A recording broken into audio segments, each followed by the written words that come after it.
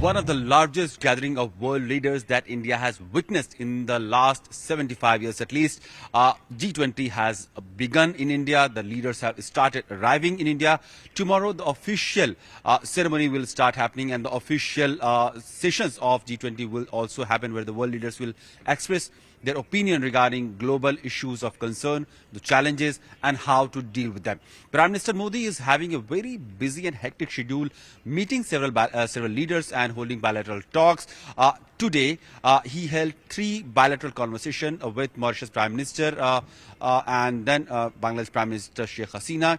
And then he has also had a bilateral conversation with President Joe Biden. This is interesting because this conversation, the bilateral talk between the two leaders, is happening in the short span of about 3 to 4 months. Prime Minister Modi and Joe Biden, they have met on the sidelines of G7 summit level talks in Hiroshima in Japan. Then Prime Minister Modi was invited as a special guest in USA, where the Biden family had hosted him over dinner in White House. And now President Biden is here in Delhi attending G20 summit level talks. While the issues around G20 are little divided over the issue of Russia-Ukraine conflict and how India as the president of G20 is going to navigate through the differences and bring a consensus among world leaders, that will be a challenge for India, and that remains to be seen.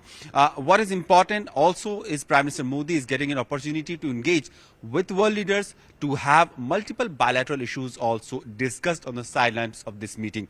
President Biden's and Prime Minister Modi's visit is going to discuss all the issues that the two nations are having and how to further progress or further enhance those ties which have been discussed in Prime Minister Modi's visit to Washington DC.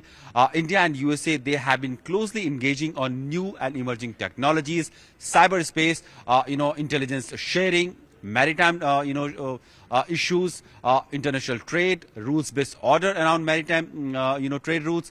These are some of the issues. Of course, there is a large presence of Indian diaspora in USA, which has an influential clout on socio-political and economic aspect of USA, and the leaders wants to tap that potential where the trust between the two nations are high, and the two people from both the countries want to have closer engagement and they want to develop together. Now USA have also agreed to share some technology where India and USA will be closely working around co-developing projects and issues of sensitive and critical technologies, from semiconductor to GE engine deal that has recently been signed. Several USA countries have shown interest in investing in India and skilling youth of India in developing and manufacturing those products or critical technology that world is needing currently.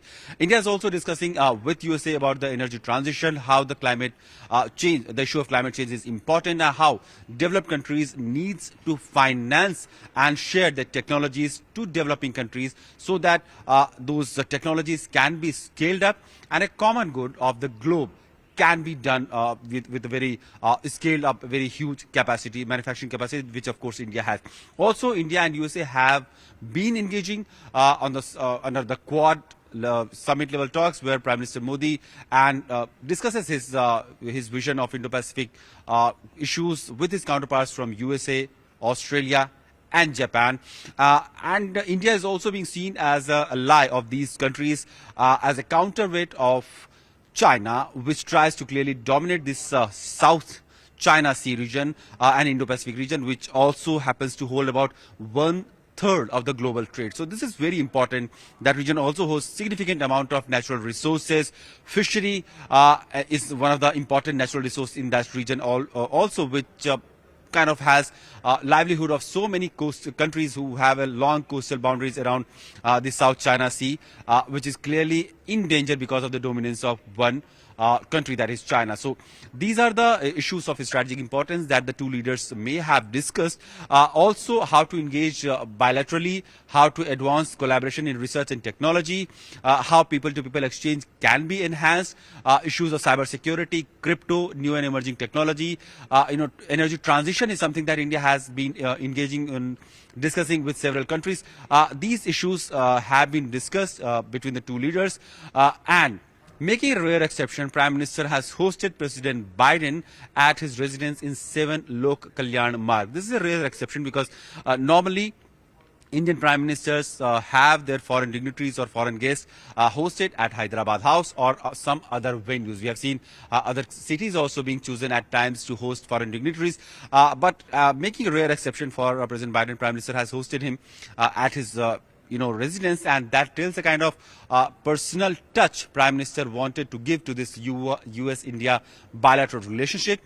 We can assume from here onwards, the two sides will be able to cement further the kind of discussion they have had in Washington, D.C., where the two sides express confidence about their strategic interests and their partnership and how to enhance them in all areas encompassing defense to, people-to-people engagement, education, space collaboration, critical and emerging technology, cyberspace, security, defense.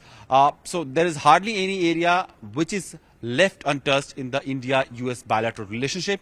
How to explore that more, how to enhance and strengthen those areas, and how to cooperate more has been a subject of discussion between the two leaders in the recent meetings. And we can assume that here onwards the meetings will also try to strengthen India-US bilateral partnership.